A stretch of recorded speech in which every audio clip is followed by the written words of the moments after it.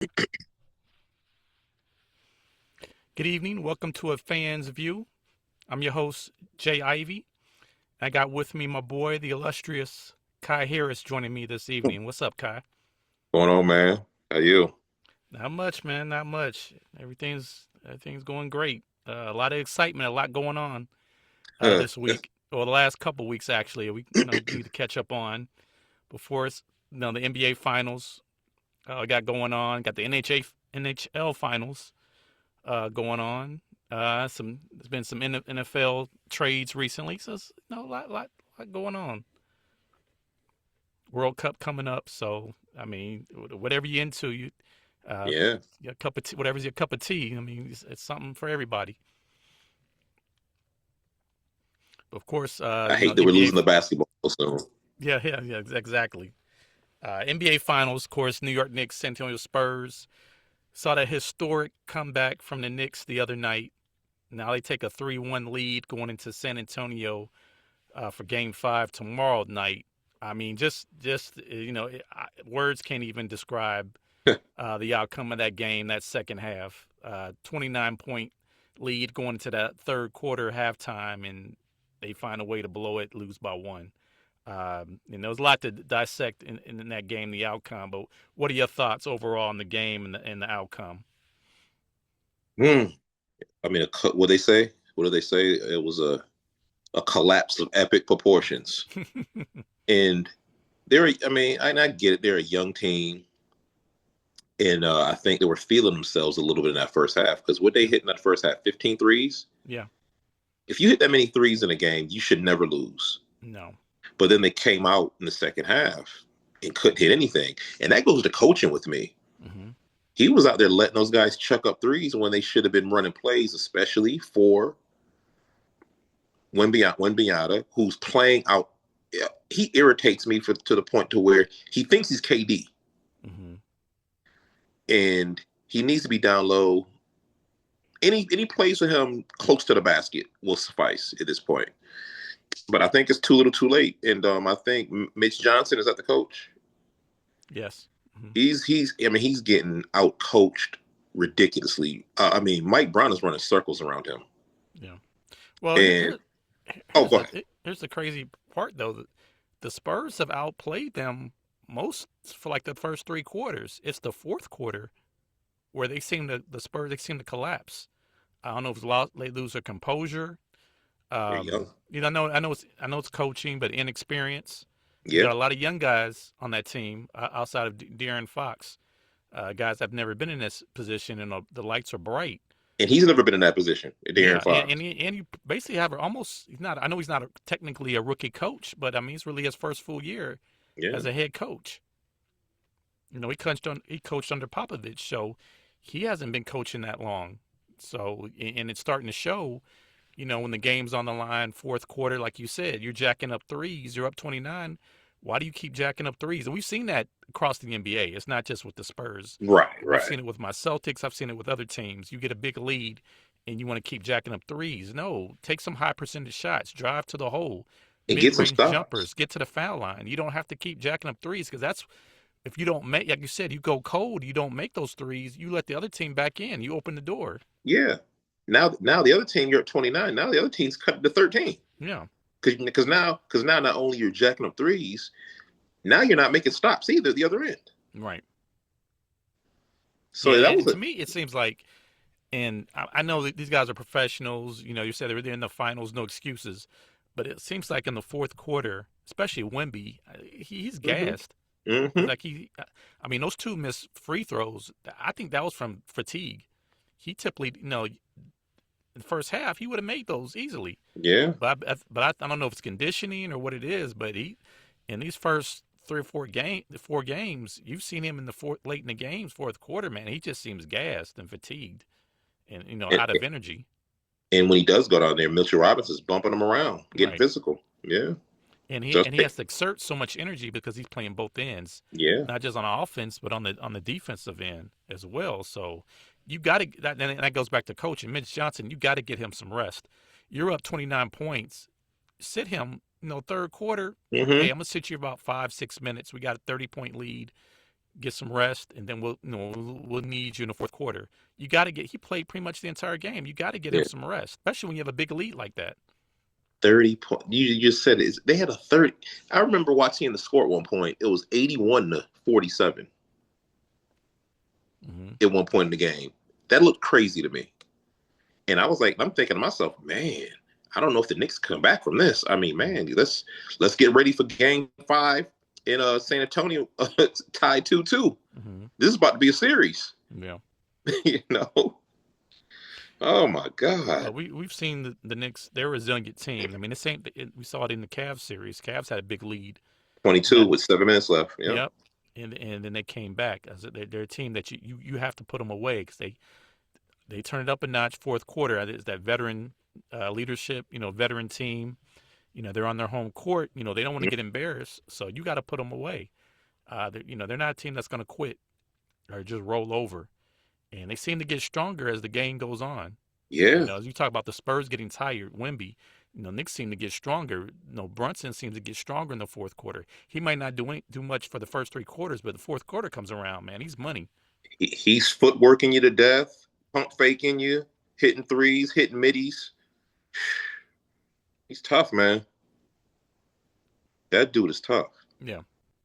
Yeah, and if they go on to win, debate if he should get Finals MVP. I think, you can make an argument. OG, maybe Cat, but I think Brunson. He's earned it. I wouldn't have a problem with him getting it.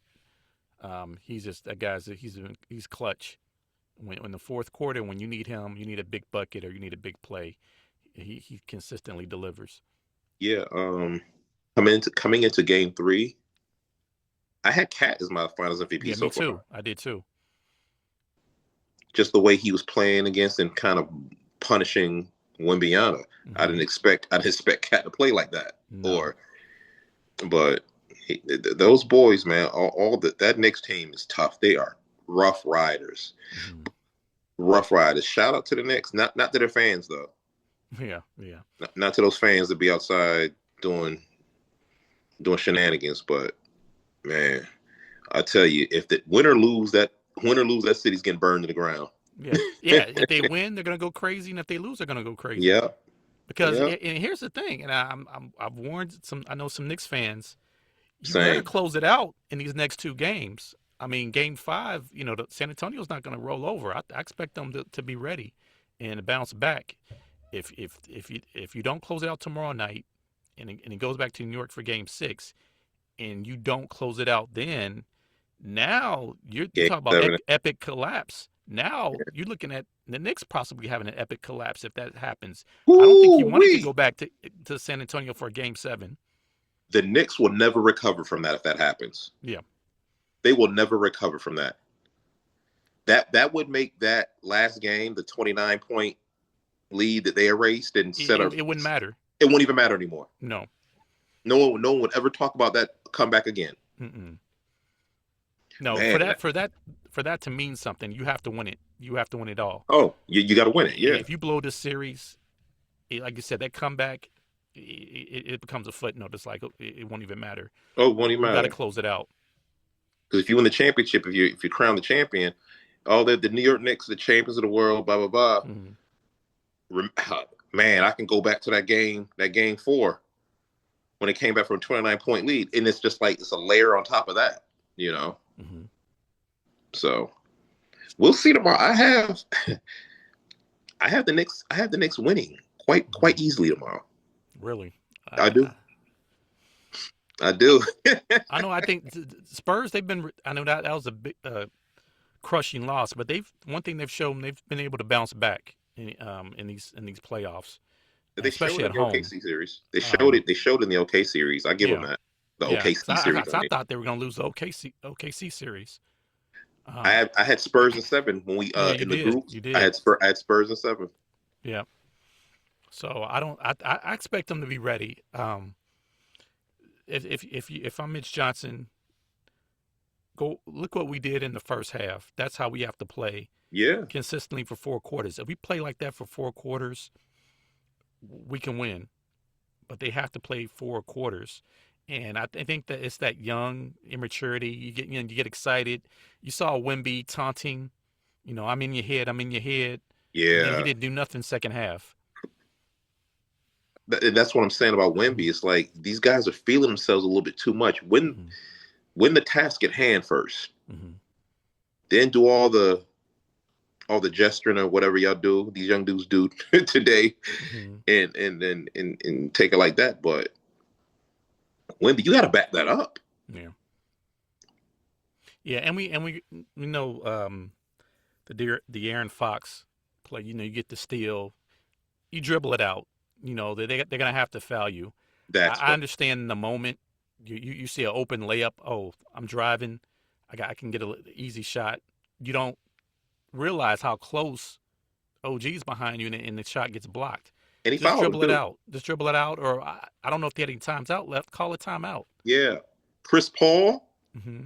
would have pulled that thing out. Oh yeah, Hey, there's several point guards I can name that would have pulled everybody. it out. Yeah. So no, we're not blaming Fox for the No, loss he's because that. not. No, no. But there were some blunders he had at the end as the primary ball handle and the veteran of the team, and that's the thing. They don't have a solid veteran. No, no. They need a floor general. Yeah, that's Um, what I I know said they got that. rid of Yeah. Chris Paul. I know he was kind of washed up, whatever. But they could have used him in this Oh, series and in that game. watched up Chris Paul to make all kind of right decisions in this Yes. game. Oh, he. I bet you, if Chris Paul was running the point for San Antonio, I bet you wouldn't see Wemby on the perimeter as much as you do. Yep. Bet you won't see that. He knows where to go with the ball. He's not going to turn the ball over an alarming rate. We saw Fox that said some unbelievable turnovers. Like I, you know Castle I too. I know Castle's another I one. know it's a lot of pressure, nerves, but you're the floor general. You got to make good decisions. Yeah, Castle gets the blame too. He has some of the dumbest turnovers I've ever seen. Yeah, but Castle's young, so I'm Young. giving him more of a more leeway. But Fox, I mean, you're what 8 year veteran. I mean, you know better. You're It's thing. 28 year olds. You should be making no mistakes. I can Castle, even Dylan Harper. Those guys are young, so I get it. But Fox is no excuse. And speaking of Dylan Harper, man, you got to play him more. I know Fox is supposed to be the leader, the veteran leader, but man, Harper is outplaying him, man. You got to get him more play in the fourth quarter, late in the game. You got to go with your hot hand. That's why, and that's goes back to coaching. Go with your hot hand. Yeah. Don't worry about, oh, this guy's a veteran, or this guy, we paid him all this money. No, your hot hand. That's who you go with. And the thing too, and Harper is the truth. He's Yes. he's a he's a star in the making, Yes. but he fell in love with the three ball too. Yeah. I mean, today's game it's so easy to fall in love with. Yeah, he was jack. He had his share of jacked up threes too. I was just like, dude, you were killing them down low, and you're left handed. Yeah. I mean, come on. But yeah, I actually have the Knicks winning pretty easily tomorrow, pretty Okay. handily. We'll see. I think San Antonio still has at least one game left in them. I think they can pull it out tomorrow, but it's gonna the first quarter is gonna tell me a lot with the kind of energy they come out. Mm-hmm. They come out with the same energy they came out in game four. When they were just hitting threes and playing relentless defense. I think okay, but if they come out flat, like you said, then the Knicks they might run away with it. So we're gonna learn a lot about a lot more Yeah, about the Spurs, how they play, how they respond tomorrow after a crushing loss like that. yeah, we're gonna see what they're made of. We're gonna see what kind of tough skin they have. Will they come out and do what they did in game four, the Hmm. way they came out, or are their souls snatched? Are their hearts taken? Are Hmm. they demoralized? We're gonna see. Yeah, yeah, but win or lose, I think this series, in my opinion, I think it's more important for the Knicks than it is the Spurs because we know the Spurs are going to be around for the next several years, and then we see Mm-hmm. championships in their future. They're Mm-hmm. not going anywhere. Wemby will continue to get better. He needs to get a little stronger, work on his conditioning. He'll get better. Castle, Harper, those guys are going to get better. They're going to be around for a while. The Knicks, however, is an older team. The East is going to be, Celtics, they may make some moves. They'll be back. You still got some other teams, the Cavs, Pacers could bounce back if they get Tyrese Halliburton back. So you just never know. My Pistons. Yeah, the Pistons are going to be there. So and I know it's regular season. But the Knicks couldn't mess with the Pistons in the regular season. Yeah, exactly. So if you're the Knicks, man, you got to seize the moment because yeah, it's no guarantee you're going to get back here next year. I mean, I know they'll probably keep everybody together, and they may be the favorites, but hey, you got to seize the moment. Yeah, we've seen teams, not seize the moment, and then they don't get back. It's hard, right? It's not as easy to get back. Injuries, things happen. Because the Knicks were supposed to go to the finals last year. Yeah. I look at the Indiana team. I'm like, dang, how did they beat the Knicks? Mm-hmm. So yeah, the Knicks were supposed to be in the finals last year, honestly. Mm-hmm. So, but again, tomorrow night is going to show me a whole lot about San Antonio. Yep. But regardless of the outcome, I mean, it has been an exciting series, mainly because you got the Knicks, storied franchise, trying to win their first championship in 53 years. And then you got the young upstart San Antonio Spurs with Wemby, the most probably polarizing player we've seen in the last 20 or 30 years. I mean, the guy, he's just amazing what he can do on the court. Not a lot of weaknesses. He plays like a point guard at his size, a defender, shot blocker. Again, I'd like to see him work on get a little stronger, work on his conditioning a little bit. But, he could go down, and he'll probably go down as one of the greatest of all time before it's all said and done if he stays healthy. Yeah. I'm telling you, man. But yeah, you said it. If he'll get better. He'll get better as he gets a little older. The coaching will be better. Miss Johnson, he's not going to get fired or anything. If he loses the series, he's going to be around. Yeah, like you said, those things in about the next 5-6 years, he's going to be in that top 5 players of all time conversation. Yeah, I believe so. And that leads to my next segue. Next, one of the greatest players of all time conversation. We saw a big trade last week. One of the greatest defensive players of all time, Myles Garrett, going to the Rams. A big shock to a lot of people. Sent shockwaves across the NFL. Now, they're a lot of people are saying they're the prohibitive favorites to get to the Super Bowl and win it all. I had them going to the Super Bowl even before the trade, so this just enhances their chances even more. What do you think? What are your thoughts on that trade and where you see the Rams? I mean, I know you're a Bears fan, but in that NFC, man, it's gonna be tough. When I saw that trade, I was blindsided because I'm thinking to myself, like, man, Myles Garrett not too long ago demanded a trade out of Cleveland. Then Cleveland, I guess pretty much after that, like, please don't go, we'll pay you this. And they paid him a huge bag. And I thought, okay, cool. He's going to end his career as a Cleveland Brown. But when I saw this, I was blindsided. Then I'm like, man, Myles Garrett already on a pretty decent Rams defense. Mm-hmm. Pretty good defense. That NFC is going to be tough, man. Their division is going to be tough. The NFC is going to be tough. Right now, they got to be the favorites to come out of there with that acquisition alone. And Myles Garrett is like in his prime. He's 30. Yeah. I mean, he just broke the sack record last year. Yeah. Defensive Player of the Year. Yeah. He's not slowing down. And Stafford is still Stafford. That offense is still what it is. The Rams are going to be so tough. The key is, though, if Stafford can stay healthy for a whole season. I mean, he's getting older. He's had some injuries, so that's going to be key if he can stay healthy. If not, then that changes the whole dynamic. You can't. I don't think Ty Simpson. You can rely on him, rookie, to come in and lead that team. You got to have a healthy Matthew Stafford. That's going to be key. Being able to keep him staying on the field. Yeah, but no, again, the NFC. I can't wait.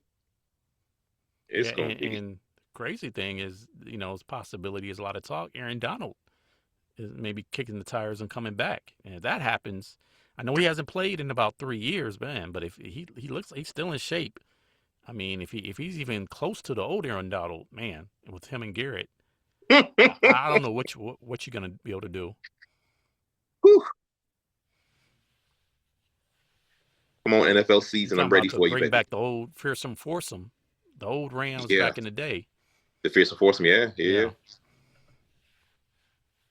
I'm telling Yes. you. Come on back, NFL. I can't wait. Yeah. Yep. Yep. So, and speaking of mention your Bears, your boy Caleb Williams gracing the cover of Madden. I don't know if that's good or bad in your eyes. What It's are your thoughts good. on that? It's good because he's about to be the first Madden cover to break the curse and win the Super Bowl. Okay, we'll see. Well, I think that breaking the curse. I mean, that's because you don't want to see him get hurt. Right. So that's the biggest thing. But he's coming off a big year, a great year. We assume he's going to continue to get better. But they have a tough schedule. I mean, the toughest schedule, Second. second toughest schedule in the NFL this year. Mm-hmm. So and I think that division, I think it's going to be tough. I think Detroit's going to bounce back. I think Green Bay's still going to be a Yep. factor. Oh yeah. I think Minnesota could even Me if they too. get the Me quarterback too. situation, Yep. they could be much improved. That might be one of the hardest divisions this year. Yeah. First 3 games: Panthers, Vikings, Eagles. Those are the first 3 games. Murderers. Yeah, I mean, you worst case scenario, you don't want to go 0-3, but if you can go 2-1, 1-2, not the worst thing in the world. Yeah. But you can't start out 0-3. 0-3 in the NFL is like no man's land. That means you're not going to the playoffs. Right. I don't know the actual percentage, but it's pretty high of a 0-3 team making it to the postseason. Yep. Yeah. So 0-3 means no playoffs off gate. You're going into week 4 knowing you're not going to make the playoffs. Yeah. Unless something dramatically happens. Yeah. Yeah, and that was the only big trade. You had AJ Brown being traded, which we all knew. We all knew. Yeah, we all knew that going to the New England Patriots, leaving that Philadelphia. I mean, and it's so crazy because they just won a championship 2 years ago, but you let all these off-field drama. It just goes to show you, even in you can win and be successful, but you can't set aside your personal feelings, ego. That gets in the way. Because this is a team, that could have Super Bowl aspirations every year. I mean, they're much better with AJ Brown than they are without him. Yeah. They drafted a couple of receivers also, I believe. Yeah. Now they have Devontae Smith is the number 1 guy now. Mm-hmm. But yeah, AJ Brown, I don't know what was going on in that locker room, but it almost, in a way, from what I hear, almost like a T.O. McNabb situation where the locker room was divided. Yes. Because I've heard a lot that Jalen Hurts is not the most liked guy in the NFL either. No. They did that poll, if I'm not mistaken, of his peers. Most unlikable, most hated, or whatever it was. Mm-hmm. I'm like, dang, what'd Jalen Hurts do? Yeah. But on the flip side, Drake May's life has become easier. Yeah. Yeah, you basically you replace him. You replace Stephon Diggs for AJ Brown, which I feel is an upgrade anyway. Oh, big time upgrade. Yeah. Oh yeah. The whole and with the rest of those speedy guys he has on his team. Man, listen, I mean, yeah, Drake May's job got a lot easier. AJ Brown is a beast. Yeah.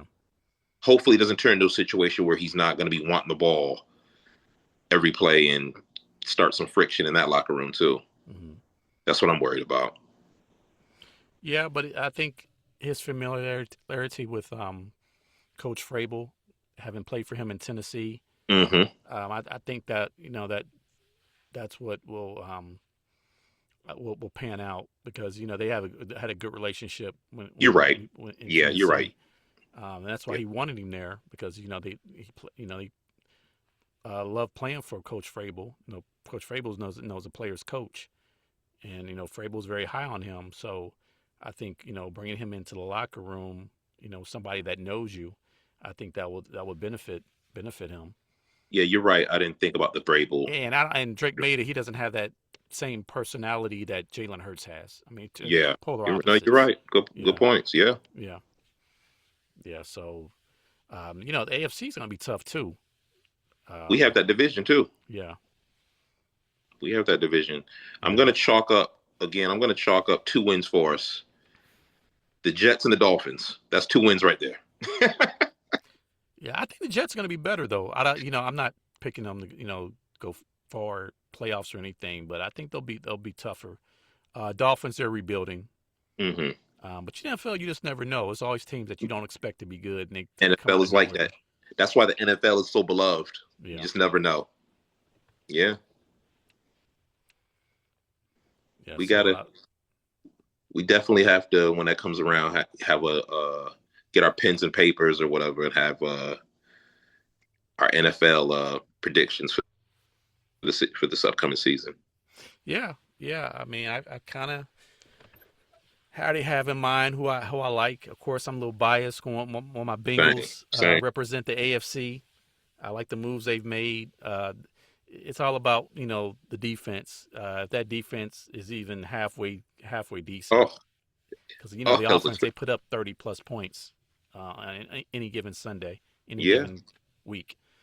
So I'm looking at them. Uh, I'm not counting out the Chiefs.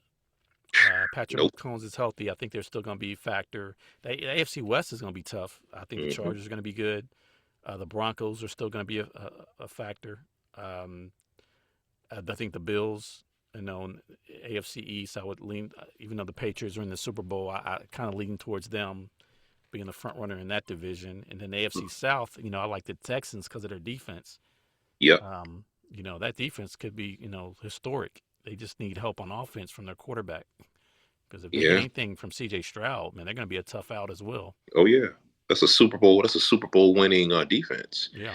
And you mentioned the AFC West. Man, that's another one. That's almost like the NFC West. Same Mm-hmm. thing.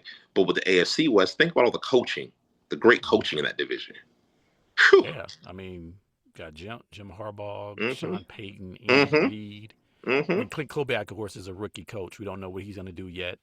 But Oh, he the he Raiders. just won a Super Bowl as an Yeah. offensive coordinator. So Yeah. he's no, he's no slim pickings either. So yeah, division is going to be very, very Oh, interesting. yes, it is. Oh, And also, I mentioned the NHL finals going on. Uh, Carolina Hurricanes. We both here in Carolina, North Carolina. They up 3-2. They're trying to win the Stanley Cup first time in 20 years since 2005. I, So I'm trying to get the my state hockey. the state the city haven't had it. Well, they're technically Raleigh, but it's still North Yeah. Carolina. But they haven't had a lot of championships here lately No. in North Carolina. So our Hurricanes are gonna win the chip, baby. Our Hurricanes. So that'd be great. That'd be great for the state if they can pull it out. So we'll see. But I always found it interesting. They had the NHA finals and the NBA finals going on at the same time. Yeah. It's work though, as far as like sports fans. Hmm. Keeps us in the house and we're watching every other day. We're watching the NBA finals, then we're watching NHL the next day. Have you been doing that? Yeah, yeah. I Same was here. watching Same before we here. jumped on. I was watching the Yeah. NHL. Yeah, and I'm then gonna watch some and I'm gonna watch some WNBA later. yeah, yeah, and then the World Cup. It just Yeah. kicked off yesterday. Yeah, man. They say after the finals, those are the dog days of summer when it comes to sports. Now it's a little something. It's a little something Yeah, in the summertime. But I definitely can't wait to end of July when training camp starts. That's hmm when football's right around the corner. right, right. And then we'll have to reconnect because we have the NBA draft coming up June 23rd. On my birthday. Yeah. Yeah, Okay. Yeah. it's my So early birthday. birthday. Maybe the Pistons get you early birthday present. Maybe they make a big trade or move up to get Trade all the somebody. way up to the first pick, baby. Trade all the way up. Hey, they can get another scorer. Hey, I keep hearing connected. I keep hearing Trey Murphy connected to the Pistons a lot. I keep hearing that. I even heard the Celtics, connected to the Celtics. So he's a few teams interested in him. Scoring wing, Yeah, can put the ball on the floor, can shoot. yeah. A lot of teams could use him. Oh yeah. And then the big question is going to be, where does Giannis go? Man. I've heard, the two teams he's most interested in is the Celtics and the Heat. Man, can you imagine Giannis down there playing in that Pat Riley Heat culture? Oh my Yeah, God. Because he does all the things that Pat Riley likes. He's yeah, in shape, he plays defense. The top two things Pat Riley likes. yeah. But the Both of Celtics, them. what would y'all give up though for Giannis? Well, you'd have to. It would be Jaylen Brown. It would Yeah. have to be Jaylen Brown. You're not going to get him without giving up Brown. So the question is, do they really want to move on from Jaylen Brown after he had a big year, Mm-hmm. MVP type year. I know it came up short in the playoffs when Tatum got hurt, but Brad Stevens, man, he knows how to build a team. He knows he makes the right moves. He knows how to put a championship caliber team together. He's going to make the right moves. If he thinks it's time to move on from Brown, he'll make it happen and to get Giannis. Yeah. I trust Brad to make the right moves. I think he's gonna. If you listen to his press conference, he doesn't feel they're as close as people think. So he's looking to make some changes Mm-hmm. after a disappointing loss to the Sixers after being up 3-1. I Yeah. know Tatum got hurt, but that's you can't blow a series like that against a team that you expected to beat, with ease actually. Yeah. So I expect there to be some changes. I think there's going to be a lot of movement this summer. Where does LeBron? Does he go back to LA to the Lakers? I've heard talk that he could join up with the Warriors. Him, Steph Curry, Draymond, Jimmy Butler. That would be interesting. I don't know if it'll Mm-hmm. happen. But where does he fall? Um, KD, does he want to stay in Houston? I mean, there's a lot of expectations there. Yeah. Is Ant-Man going to be, content staying in Minnesota? Yeah. I mean, I know he's had success there getting to the conference finals, but he's trying to get over that hump. You're But taking it's a step back. interesting because they traded away Cat, and Cat has a chance to win a championship Yep. with the Knicks. So it's funny how that works out. Yep. I'm telling you, I think LeBron will be out of LA. I think KD will be out of Houston. Yeah, I could definitely see that happen. I think it's going to be some interesting movement going into this off-season for agency. I think kicks off next month, actually, in a couple weeks.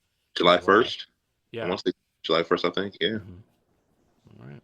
Well, everybody out there watching, just subscribe to the link below to a Fans View podcast. Catch me and my boy Kai, future episodes. We got some, like I mentioned, NBA finals still to play out. So we'll be talking about that, the Mm-hmm. outcome in the next few days, possibly this weekend. NBA draft coming up. So we'll definitely have to reconnect. But thanks for joining me, Kai, and we'll see what Always. happens tomorrow night, this No weekend, man. It's doubt. going to be a big party in New York, No doubt. your I home think New state. York. I think New York clinches it tomorrow. Okay, we'll see. But yeah, thank everybody out there for supporting the podcast, watching. Again, click on the link below. You want to subscribe, and we'll catch you again soon. Take care.